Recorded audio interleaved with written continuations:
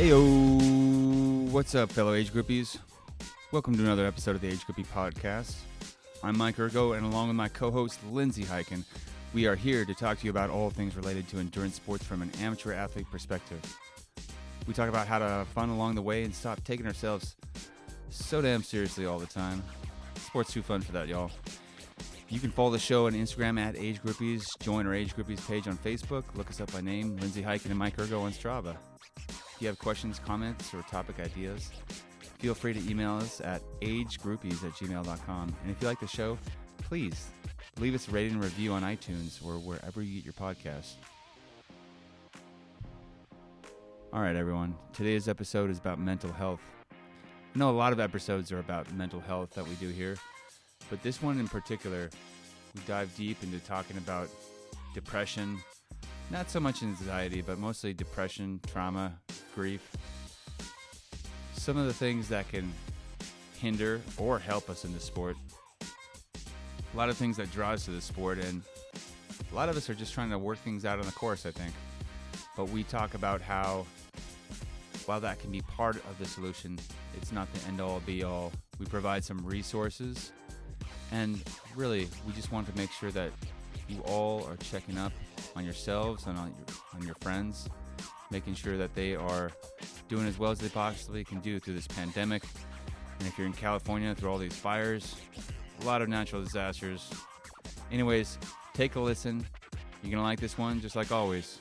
All right, let's get to it. Ready to go? Do you want to? You go. You start it. It's your deal today. Okay, I'll start it this time. What's up, Lindsay? How you doing today? I'm doing pretty well. I've already told you this, but I'm going to share with a listener so that they know why I sound a little weird. Like I've got a speech impediment all of a sudden. I just got adult. Yeah, a little different. I'm trying to learn to talk around my adult braces that I just got put on my face.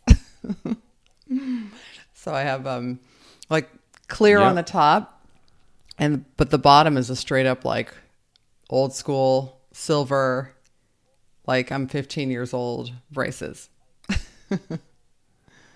Metal braces. You know, it's not so bad because you haven't done what I used to do when I wore headgear. Dude. And I think that might have been relegated to the 90s, and I'd walk around with my headgear and retainers going, hey guys. Yeah. I don't have headgear, thank goodness. I don't know how that would work because I already use a CPAP. I have sleep apnea. I'd be like, there's too much stuff on my face. But oh yeah. I don't think I'd even. Maybe that'd be a niche market for us, Lindsay, where we could get into inventing the device that has headgear and sleep apnea device built in all at once. Oh my God. Yeah. Well, you know, it's a thing. Both things are a thing. So anyway, that's why I sound maybe a little lispy, and I'm going to apologize up top for any random slurping noises that I make. I'm learning how to like deal with my own saliva that's just like pooling in these braces that are in the clear one. So I'll say this. I told you I was going to tell you a braces story, which is I grew up with kind of hippied out parents a little bit. And I remember like in high school, like early high school, my bottom teeth were starting to get crooked. And I was like, Mom, I need braces, you know? And my mom was like, oh, I have the same crooked teeth. It gives you character, blah, blah, blah. And I'm like, I don't really want character. Like, I just want straight teeth. So my parents wouldn't do it. Fast forward to, I'm an adult now. I'm married. I have kids. And my mom is like, she was young when she had me. So she was probably just a few years older than I am right now. And she calls me and she's like, oh, yeah, I just went to the orthodontist. You know, you're going to need to get adult braces on those teeth. Like I have to get a braces now. And I was like, I told you. I told you so long ago, Mom. Oh my gosh. Like it's new information like you didn't know. Like, yeah, totally. Calling me with some new information. I was like, remember in 1985 when I told you I needed braces? Yeah. Anyway, so I've got them, and this is what we're doing. Yep. Well, I think it's a good move. I might do the same. My teeth have gotten re-crooked. I had braces for 7 years growing up. Dude. From 2nd to 9th grade, and it fixed my teeth somewhat. I'm not sure what they would look like without it, but You'd look it wasn't like the miracle cure. 7 Yeah. years. I mean, I'm guessing it would be, if you needed them for that long, it probably would have been a major problem if you didn't have them. Oh God, yeah. I felt like the man in the iron mask, just relegated to that horrible thing. I figured No gum, no chewy candy, no sodas. I'm a gum addict. And I was like, oh, wait, what? But what about my sugar-free teeth whitening Orbit that I order in bulk from Amazon because I chew so much of it? Nope. Just another addiction I'm going to have to let go of. Red vines, they're out. Oh man. Gum, out. Yep. Yeah, exactly. I'm showing you right now, Trident. Oh, yeah. Yummy watermelon The flavor. watermelon's good. Oh, the watermelon twist is awesome. I got it from Costco. Mm-hmm. Shout out to Costco. Hey, Maybe here's that's- a gum tip. You know the Trident layers? They Yeah. make, I've never seen it in a store, but I've got it from Amazon. They make a watermelon, I don't know what it's mixed with. Watermelon something layer gum. It is so freaking good. And in fact, it's so good that even when you go on Amazon, compared to buying the cases of the other layers, it's like 2.5 times the cost, but it's worth every penny. It is hella good. Oh my God. I'm going to miss it. Check it out. Well, you'll have it back soon again, and all you age groupies out there, you didn't know that you were going to get some gum chewing tips today, but you're welcome. There you go. Our job here is done. Mike here. I want to talk to you about UCAN Superstarch. UCAN is what I consume on the race course and for long or intense training sessions. Now, it's different than any sports nutrition out there because they use superstarch. Superstarch is a complex carbohydrate that doesn't spike blood sugar, delivering a slow and steady release of glucose into the bloodstream. Stable blood sugar provides steady energy to both the muscles and the brain and controls cravings caused by blood sugar lows. I recently used this to complete the Pandemic Man 70.3 using only UCAN, and let me tell you guys, I was surprised by how well it worked, pleasantly surprised. I didn't need to use any gels, anything, just UCAN. And I felt great. I didn't feel bloated, didn't feel hungry, didn't have any of those intense cravings I get on the race course a lot. So I want you to try it out too. Learn about why you should fuel the pursuit with UCAN and save 10% on all your orders by using the link in the show notes or entering the promo code UCANInspireMe at checkout. That's UCANINSPIREME at checkout. Thanks. Our job here is done. Well, today, let's shift gears a little bit. I wanted to talk this week about mental health, which is near and dear to both our hearts, and talk about some of the difficult things that I think this pandemic is bringing out, but that lie underneath the surface in a lot of our lives. And I think it's the driving force of what brought so many of us to endurance sports, is just how to deal with our mental health.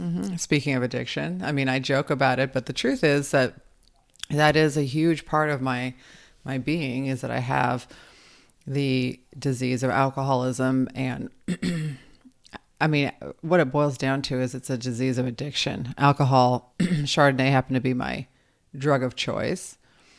But it could have just as easily been heroin or red vines or sex or shopping or gambling or, I mean, there's a million things that it's all sort of part of the same mental illness. And it's something that is not curable. It's treatable, but it's not curable. So it's like requires, vigilance at all times. And I think, in some ways, joking about it and not taking myself too seriously over it is an important part of recovery. But it also is like deadly serious, like I could easily just die from the way that I'm naturally, my default position is to do something to the end. You know what I mean? Yes. Yeah, like the comedian Jim Norton, I love him. He's a addict in recovery, and he said the way he explains it is, oh, if one is good, 500 is better. Mm-hmm. Oh yeah, I mean that's how I view. That's why I buy gum by the case from Amazon, because I eat it at like 2 or 3 pieces at a time in my mouth, like full of gum. You know what I mean? Like, this tastes good. No, I'm not. I mean, that's just so. I mean, and that's a simple example that's not going to kill me, but I drink that way too. If I'm drinking, you know. Yeah, that I buy gum in massive quantities too, because I chew the hell out of it. When I was camping the other week, I noticed that at the camp store they had Big League Chew, and if you guys haven't experienced Big League Chew, that is magical gum right there. And it's in a pouch, right? Like you're on a baseball team and you're doing dip. Is that the one? So you can put a giant. Yeah, it was shredded up just like chewing tobacco was. So you could put a plug in of that instead of tobacco and not stain your teeth and not get mouth cancer. Awesome. But it's so good. As a kid, I used to put like big, like humongous sized, I don't know, portions of that, and then it was so good that I couldn't help but swallow and eat it because it was so satisfying. Really good for your gut microbiome. That's what I hear, and that's the exact reason I did it. And going back to addictions and going back to mental health and how to take care of ourselves, something I don't know if I've disclosed on the show before, but in addition to dealing with PTSD and dealing with grief, I've had lifelong depression, and it's something that I've noticed got intensified after I came back, after I got out of the Marine Corps, and kind of played with my PTSD. But it's something that's been lifelong, and it's something that I realized that even if the circumstances are great, I still might feel depressed and sad. And it was really weird growing up that way and not understanding that, wow, everything seems to be okay and everybody else is happy. Why am I bummed out? Am I just a bad person, or what's going on here? Yeah, I mean, that is the thing about actual depression, is that it's not situational. I mean, there is situational depression. Someone passes away or something happens and you feel depressed, but it's related to a specific event external to yourself. I too I'm treated for depression as well. I wasn't for a long time after getting sober, but in recent years, there was just a switch in my chemical composition, and I started experiencing really low lows, not tied to anything. It's like after someone who hadn't really experienced that before, like you're saying, you're lifelong. I had not previously, and I was like, what is happening? I don't want to get out of bed for no reason, Yeah, for no reason. It's not situational, and that's the confusing part about depression, whatever form it takes, is that if you're trying to understand the situation and looking at it through that lens, it's not going to make sense. And so sometimes you just feel down because that is the chemical compensation, the chemical composition. Composition. Thank you. Let me take another sip of coffee here. It is early in the morning, folks. Yeah, chemical composition of your brain and body. So let me ask you this: at that given moment, did you try to muscle through and just think I shouldn't feel like this, and I'm gonna just suck it up and fake it and just kind of try to get along? Or how did you ever go through that phase of? Yeah, well, a lot of it, yes. Yeah, I'm trying to play this back, and there'd be times where I knew that, okay, there's nothing else I've tried has worked, so I might as well just keep going and either ignore it or accept it to some level. But it was until I understood that it was something that was part of my chemical composition and not like a moral defect or something that was bad, something I needed to be ashamed of, there was always this worry that other people would find out and they would think I was just ungrateful or a bad person or mentally weak. When in reality, I was dealing with chemistry since birth more than maybe the average person. So, and then there's also a lot of self-defeating behaviors. You know, the tough thing about depression is that when you need exercise and healthy food and sleep the most, well, sleep might be easy to get, but it's hardest to get started with exercise. It's hardest to get that workout in when we could benefit from it the most. And so anyone listening can relate to the fact that sometimes, like you said, Lindsay, just getting out of bed is a fucking miracle. It's just the amount of effort it takes to actually get up and stand up sometimes is monumental. And I wouldn't expect anyone who hasn't experienced that to understand, but maybe to allow a little space and just allow for the possibility for that to be true, of that even though you haven't experienced that, that's what some people go through. And let's bring it to why we're talking about this today. I recently had a friend in the Marine Corps take his own life, and it was I'm still in shock about it. I think I've dealt with grief both personally and professionally enough times to know where I am right now, and still trying to wrap my head around what happened here. And this guy, he was with me at the closest brush with death I had when I was in Iraq, and only 3 other people were with me at that point. So we had a pretty tight bond. Even though we didn't spend a lot of time after we got out of the Marine Corps, we didn't spend any time together. We all went our separate ways. But there's something about that shared experience that really bonds people for life.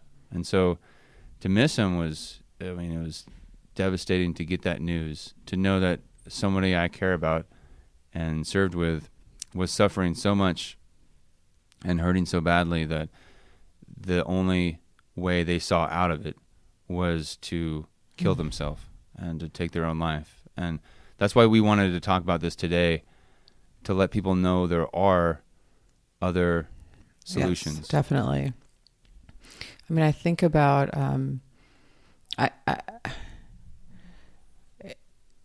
in the depths of my despair with my disease, I was suicidal to a certain extent, but I still had deep within me somewhere a will to live, I think.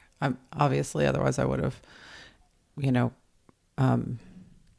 followed through with it.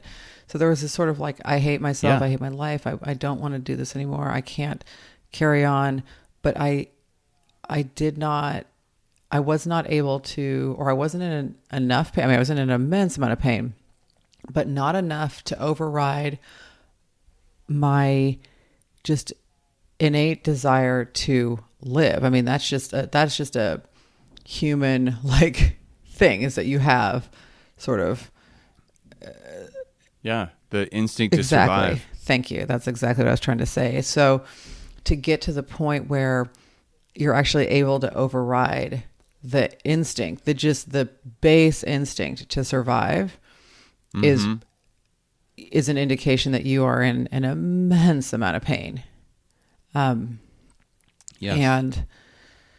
I really feel for, anyone who's in that situation, because I think there are other options, obviously, but I feel like in society we don't talk about mental illness enough, so that people who are in the depths of despair don't always feel like welcome to reach out. I mean, it's way better now than it used to be, but it belongs. Still, it has to be hidden for most people. Yes. I mean, we have a long way to go in terms of being accepting about that. Yeah. One I think crucial part of this discussion here if we're talking about depression, is that people don't need pity. They just need understanding. And the difference between that is, we are not looking to say, "Oh, poor you, you're dealing with this," and let them sit in that. I mean, I hated the trap of self-pity, and I hated receiving pity from other people. And so that was another reason I hid it, because I didn't want that. And we can still listen to people and understand without offering pity. We can offer understanding, and we can offer help, or we can offer advice should someone want it. They don't always want advice. A lot of times people just want to be heard.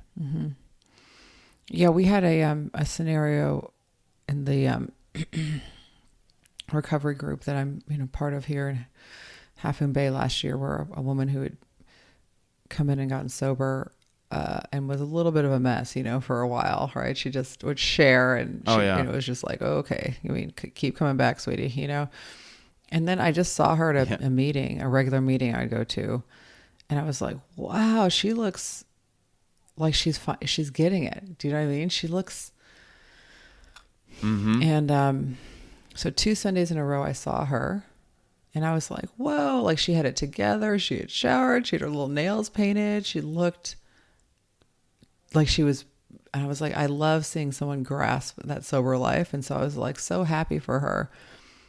And then so I saw her 2 Sundays in a row.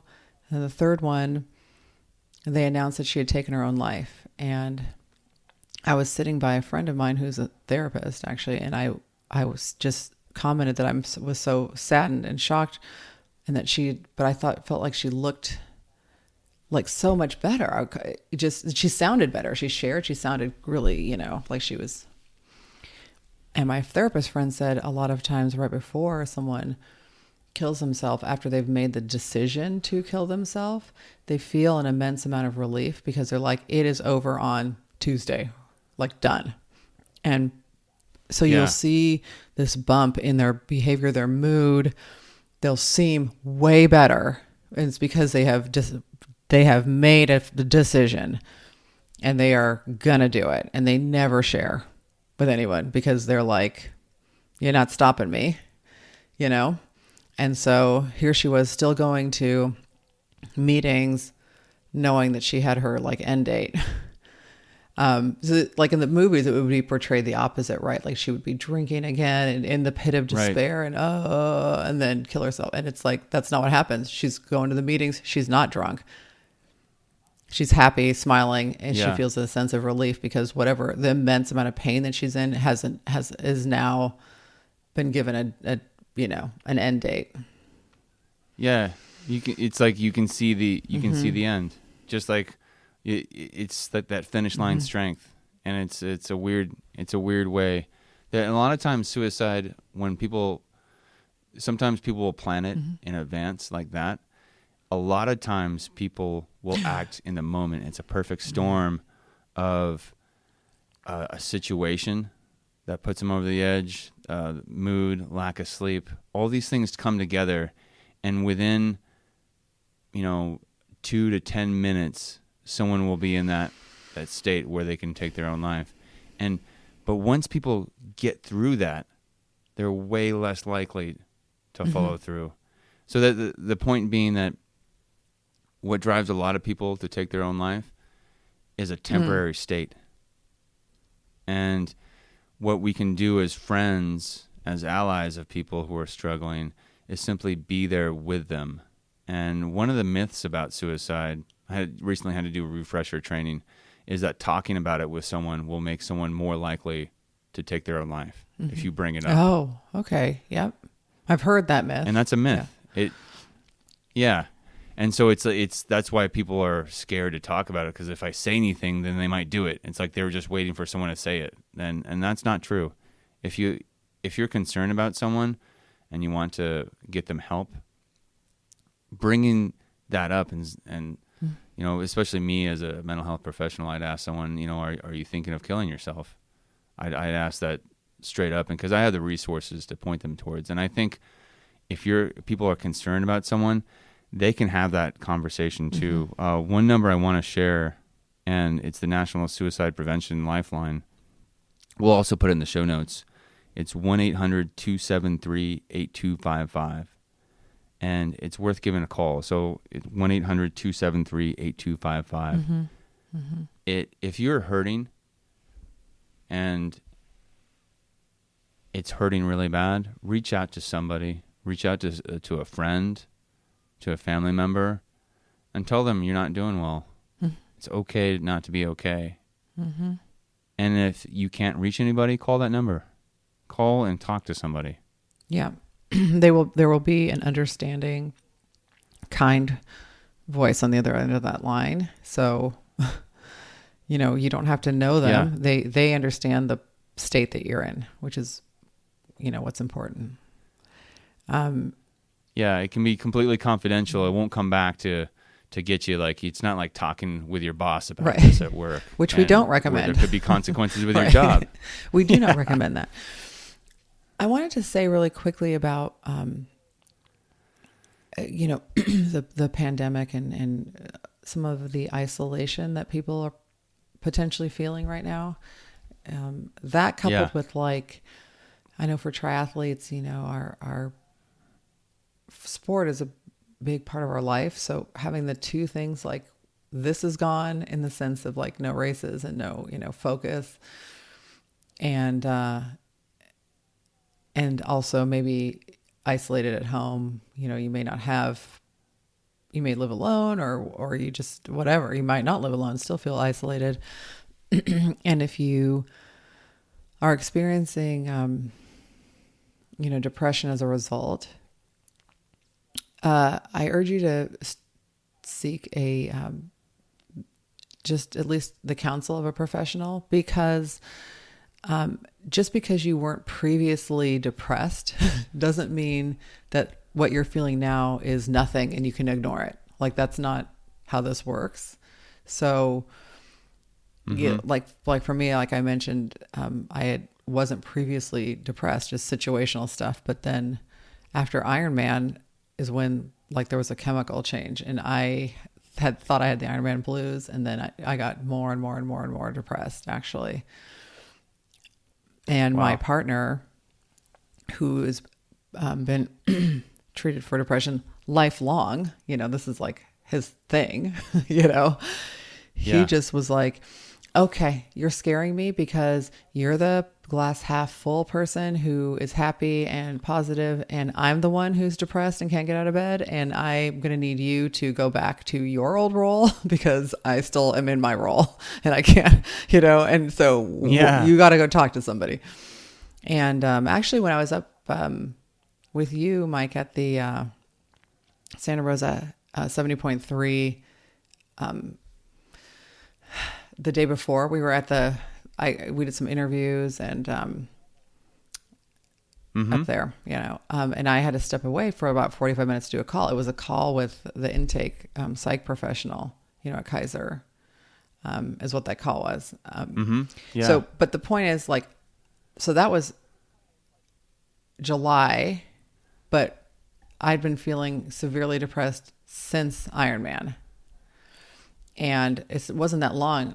It was a few months, and it wasn't that long, but it was a huge shift in how I have been feeling through my whole life, right?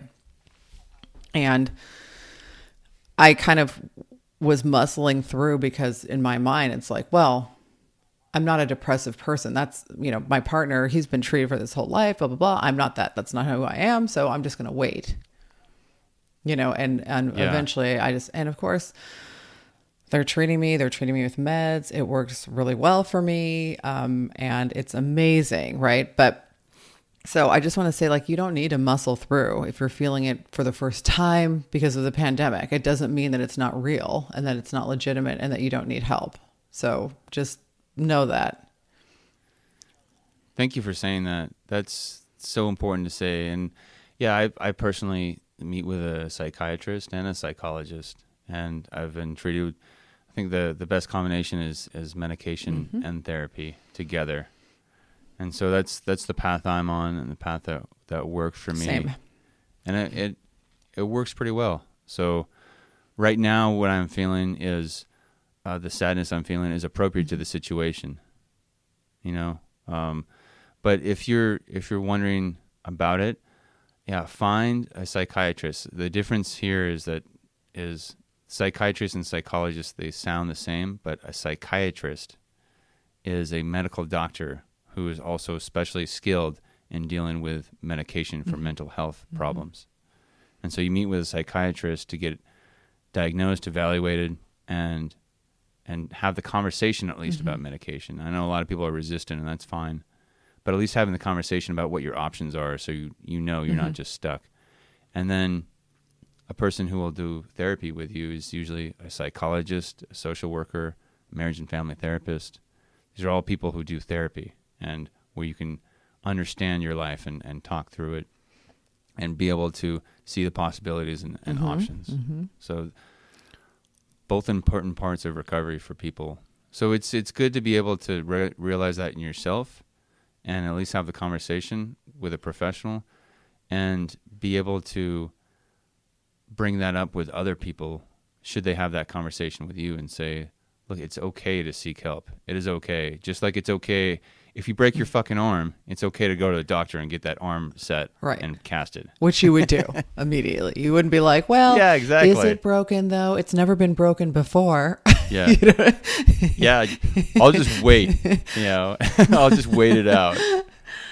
Yeah, exactly. And, I do think in a lot of ways, for me, doing triathlon is a part of my mental health maintenance program. It was part of my recovery program, which is it's all tied together, right? And it is part of my program for dealing with depression. It's all mixed together. My alcoholism, depression, it's all together. But I have seen people in triathlon that I swear are trying to work out their mental health issues on the course. And oh yeah, you know who I'm talking about. It's that person where the vibe rolling off of that person is not, hey, this is something I'm passionate about. I love the community. This is fun. I like to try to go, push myself, and this is just all good. It's like life or death. They're freaking out. You can just tell the vibes rolling off this person, that they are not balanced. They're not emotionally stable. They're, and what I would say about that is that triathlon is a great partner in helping address mental health. But it is not the appropriate way to address mental health. You can, just like Mike said, psychiatrist combination if you need meds, but get assessed. You could do just that and be okay. And you could do that with triathlon and have a wonderful life like we do. But just triathlon is not treatment for mental health. So just know that. Exactly. Yeah. Because you can get in a cycle where, you have the release of endorphins, those feel-good chemicals in your body. And that's what we get from exercise. And that'll be a nice temporary fix. But like you said, you're not moving forward. It'll just kind of be a cycle that repeats. And so you're right. So how do we look at that? It's a good thing to have in your life, but it's not the end all be all, I think, is what we're both saying here. And I would actually say,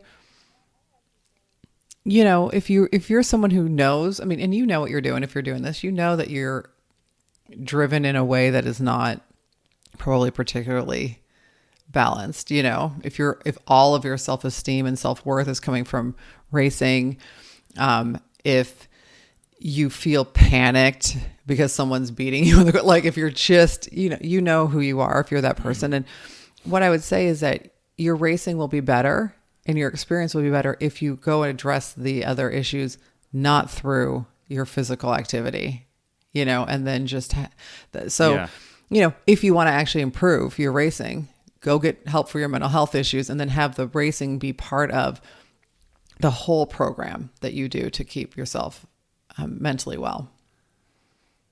That's true, because the resistance to dealing with difficult emotions and memories, that resistance that we have takes up a lot of mental space, a lot of mental RAM, computing power. And so once you're able to work that out and do the work with a therapist, then you'll have that much more space freed up for performance, for tweaks, for improving your racing. Yeah. And the rest of it. I was just going to say, and the rest of us won't have to deal with your meltdowns on the course, which would be really great. So thank you. Yeah, exactly. Yeah, the person at the aid station who gets a glass of water instead of Coke, or the other way around, and has a meltdown and a shit fit. That person, seek the counsel of a therapist. I mean, we're laughing, but no, but for real, go to therapy. Yeah, check it out. It is okay. It is okay. It's not. I had a tough time. I had a few factors going against me for seeking therapy. And one was that I'm a male. And so men traditionally are taught by their fathers, by society, that it's not okay to have feelings. Crying is unacceptable.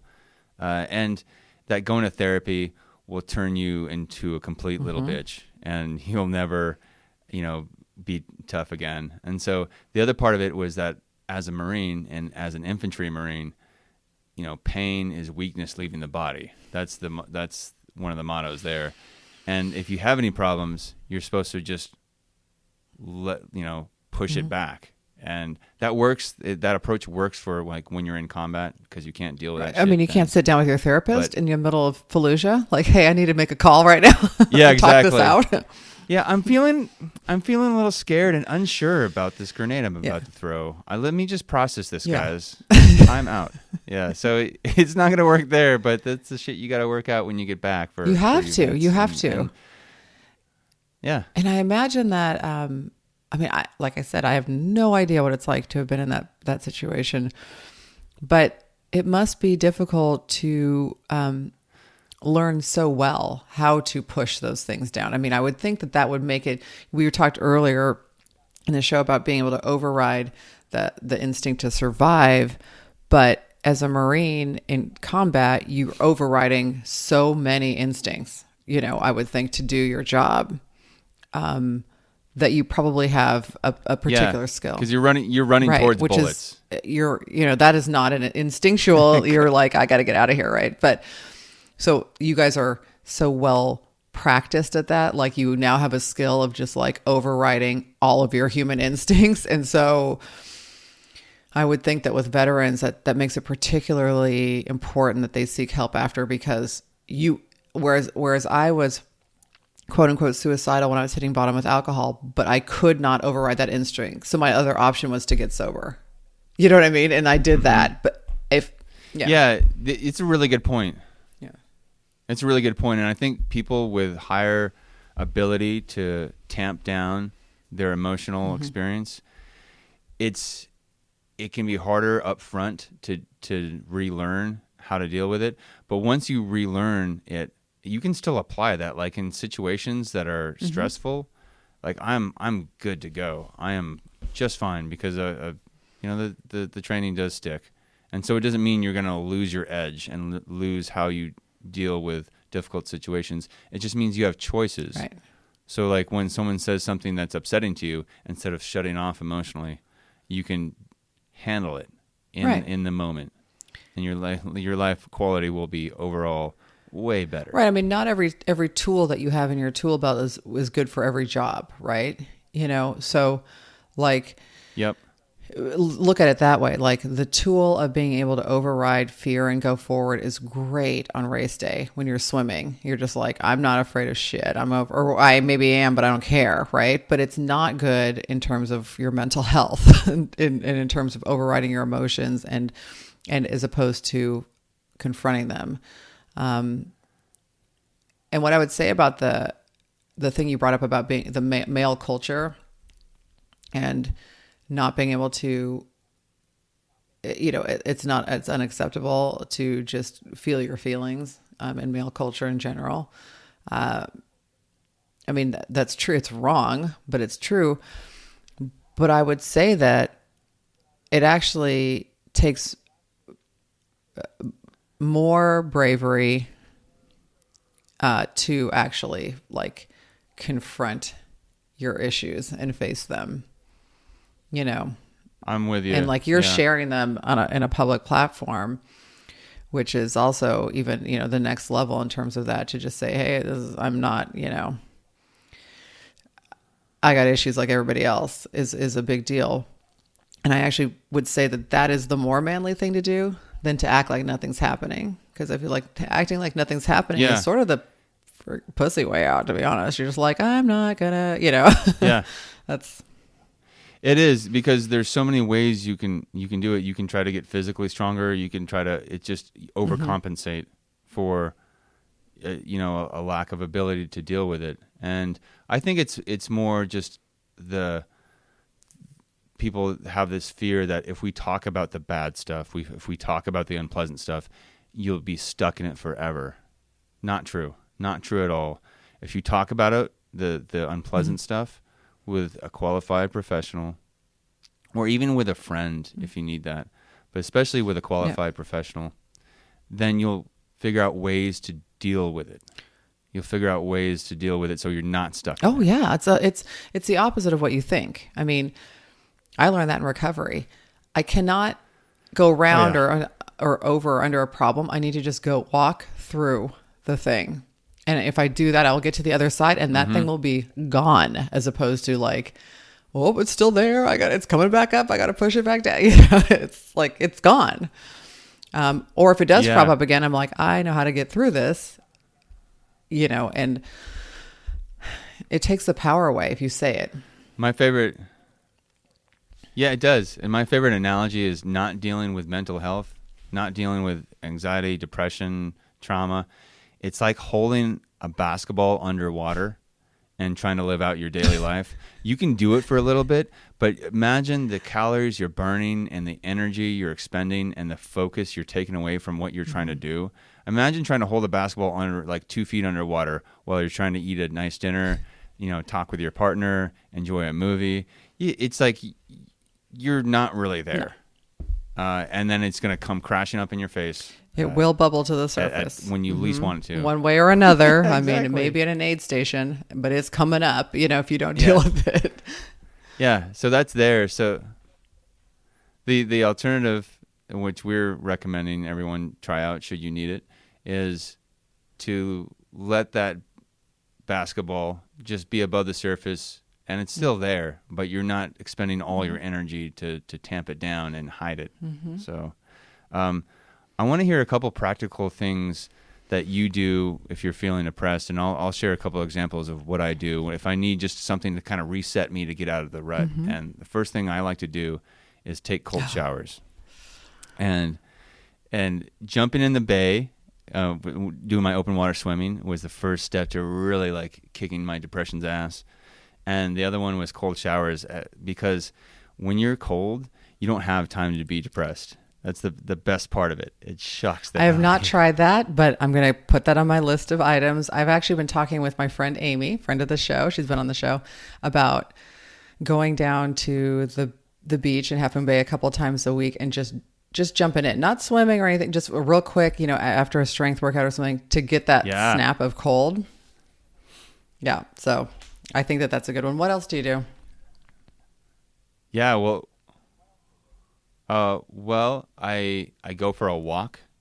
Walking, there's something, I'll save everyone the long, boring scientific explanation, but especially walking and either thinking, and even better, talking to a friend while you're walking, and this can be on the phone or this can be in person, helps you sort your shit out. So walking. The third thing is calling someone up and shifting it. Calling someone up that I care about and thanking them for being who they are. Like harnessing gratitude, you know, like right now, Lindsay, I'm so thankful to be your partner on the show right here. And like the what we've created together in this show is so fun. The energy that you bring, the ways you taught me about African-American culture and what you bring to triathlon is really cool. So I appreciate you. Mike. Yeah. And I feel way better doing that. So selfishly, I win right there. You know, I get goosebumps doing that, and I do that especially if I'm nervous or if I'm feeling depressed, it's a good way to get out of it, because you can call somebody up and they're going to feel great. You're going to feel great doing it. And it's one of the few emotions that you can totally cultivate yourself. Some of them, a lot of the emotions just kind of come and go as they will, but the emotion of gratitude is something that you can direct, you can focus, you can bring to yourself. Gratitude is awesome. I love it. We've talked about it on the show before. I am grateful for Mike. Obviously, my show has been made so much better by Mike being part of it, and you're just such an inspiration. And it's really been a pleasure, and I'm excited to continue to grow the show with you. So we've talked about meditation. That's probably one of my big ways, is just to sit up and do a little meditation. I use the Calm app. There are a bunch of different apps out there. You don't have to use an app, but one of the things Calm has on it are little short ones like anxiety, and it's like 2 minutes long, and they just do a quick guided meditation on that, just bringing you back to your breath, just taking a breath and being like, okay, right here in this very moment, I'm okay. All is all right. So meditation's a big one. And then kind of going hand in hand with the gratitude thing is being of service to somebody else. So just doing something that is not focused on me. That's part of my recovery anyway. And so I might just kind of think around, like, what could I do? I mean, it might be something small, but like maybe Josh is super busy and he doesn't have time to do whatever. I'll just look around and do something for him that is helpful, that I don't necessarily benefit from, but I'm helping him or my kids or my neighbor or whoever, just some other person in recovery. And then, so when I get out of myself, I almost always feel better. And that we're lucky, because for me, the podcast, like, it's fun to just make this content for other people's enjoyment. That's like getting out of ourselves. I mean, yes, exactly. I talk about myself a lot on the show, but at the same time, like our putting together our shows and what we're going to talk about is all, for the benefit of others. And so that feels good. And then my third thing is, I'm a big animal lover. So for me, I have dogs, but, even if you don't have, pets, they always need people, at Humane Society or whatever to come and like love on the animals. You don't really have to do anything but go pet. I have a friend. My friend Leah and when her sons were little, they would, they had a monthly appointment to go pet these bunnies that were at the Humane Society. That's what they were, just bunny petters. They would hold them pet. That's like their job. That's so great. But so for me, I have 2 dogs. And I'll just, the unconditional love of an animal is like, it feels so good. And they've, done research that shows that like it lowers, the heart rate. It just brings things back down, just sitting there and petting them. And they, my dogs think I'm the shit, even though I'm just me. It's an amazing feeling. So it's a boost. Even if you're depressed and can't get out of bed, they're like, come on, you're the best. Come hang out with us, or we'll hang out with you in bed. That's cool too. Whatever it is. So animals. Yeah. I love that about animals. So I think those are my 3 things.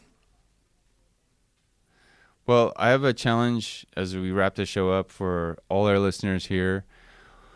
A couple things. One, if you are somebody who's struggling with your mental health right now, consider the idea of looking up a therapist, looking up someone to talk to.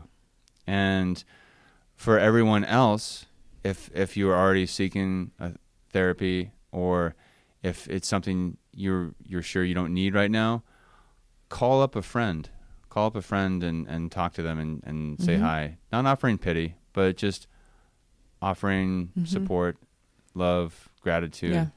Let them know you're there. Who in your life might be feeling a little bit isolated right now with COVID? Call them up and just say, no, I'm just calling to chat, to shoot the breeze. No text. Yeah. Call and speak with them if you can. I mean, text is okay, but I mean, calling and actually hearing a voice is probably better. Way better. Exactly. So, all right. One more thing. I think we did do it. And I'm going to Yes. end on a Let's hear it. non-mental health note and share a binge watchable show that I told you about yesterday. Oh, yes. So on Amazon, they have The World's Toughest Race, a new season. It's an eco challenge in Fiji. It is so good. I mean, I am like obsessed with it now. I'm just watching like episode after episode. And I'm looking at it. So if you don't know what it is, eco challenge is like, they row, they do rock climbing, they do mountain biking, they do trail running, they had to build this like little raft and take it down a river. So it's teams of 4. It's an 11-day challenge. Oh, that's so cool. And they've got checkpoints and they've got to get these little medallions to prove that they got to a certain point. So the first medallion was like out in the middle of the ocean in Fiji. So they had to row this like Fijian like oar boat thing out to the middle of the ocean. And someone had to free dive down to the bottom to get this medallion. Then they row back and then they had to hike up to this top of this thing. I mean, it's unbelievable. And, there are checkpoints, but they're going for like 2 or 3 days with minimal sleep, like 90 minutes at a time before they get to the checkpoint. Because if you don't get to the check, it's timed out just like Ironman, but it's way. And unlike Ironman, there's no course. It's not marked. So you have your maps. You've got your little compass, and people be getting lost in the forest and in the jungle, I should say, in Fiji. I mean, there was a lot of like one team accidentally doubled back and got kind of back to where they started, and they were like, "Oh, we see the lights of the check-in." Nope, sorry, you're where you started. And they were like, "God damn it!" Oh, fuck. It's really, it looks like, first of all, looks like so much fun. And I was like, okay, I've got to convince Mike to do one of these with me. Cause I need someone who's basically like a Marine type badass. Like, yeah, we're in the jungle in the middle of the night. We're good. Just like hacking through. That's what I, so, watch it, binge it. That would be so fun. I'd be so down to do that. Yeah. I'll binge it. As soon as your kids are old enough, we'll continue this that discussion. Sarah will let you leave for 11 days and do this, then we should think about it. So binge watch The World's Toughest Race on Amazon, y'all. All right. Awesome. Cool. Well, everybody, it's been good talking, and we'll come back and talk with you next week. All right. See you next week. Bye.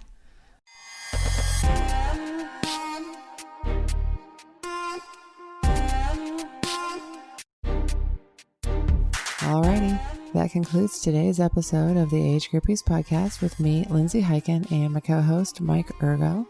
We really hope you enjoyed it.